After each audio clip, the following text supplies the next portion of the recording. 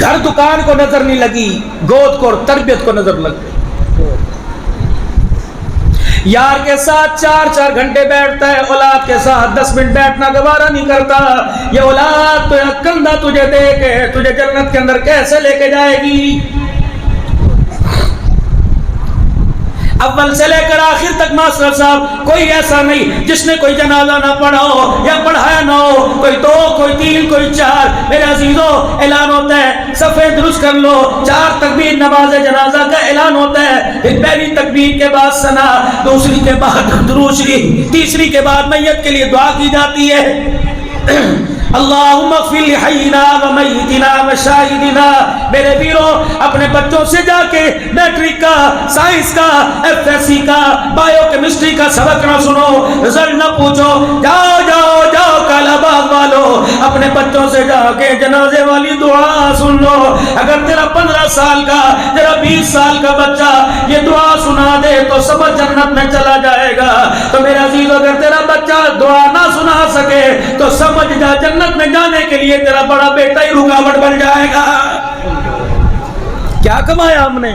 یہ کمایا جس کو اللہ نے کبھی رحمت کی نگاہ سے دیکھا ہی نہیں، یہ چیز بنائی۔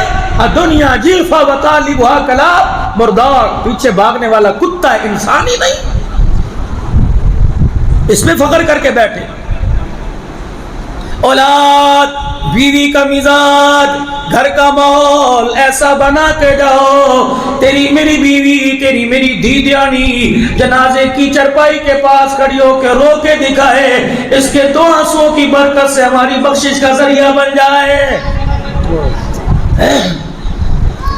بدنصیبی یہ نہیں پیٹرول مہنگا ہو گیا، بدنصیبی یہ نہیں کہ ڈالر کا ریٹ مہنگا ہو گیا، بدنصیبی یہ نہیں کہ لوڈ شیڈنگ ہو گئی، بدنصیبی کالا باغ والو یہ کہ پورا سال گزر گیا میرے گھر میں کسی نے قرآن پاک ہی نہیں کھول کے دیکھا،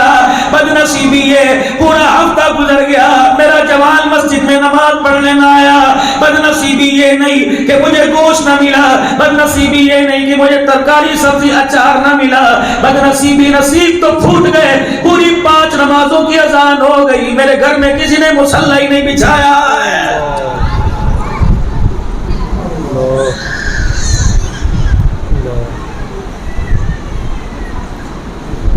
جتنا مرضی چھپو میرے عزیزو، خدا کو، خدا کے حبیب کو ناراض کر کر قیامت کے دن کچا چٹا کھول کے رکھ دے گا۔ کلا بلا تکریمون الیتیم،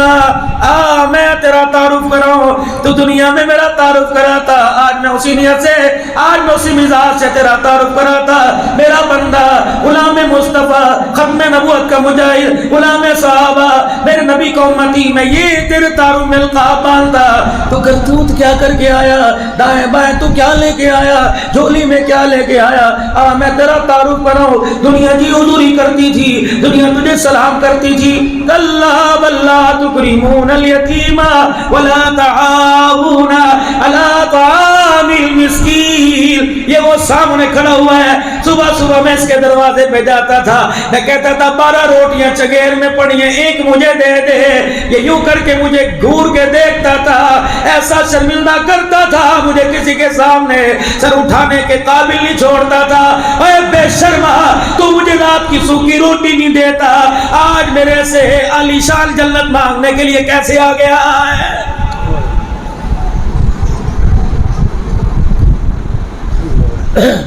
3 درجے اللہ کی عزت اہمیت کے۔ میرے پاس میں چائے پی رہا ہوں، کسی نے للچائی نظر سے دیکھا اور میں سمجھ گیا کہ چائے پینا چاہتا ہے،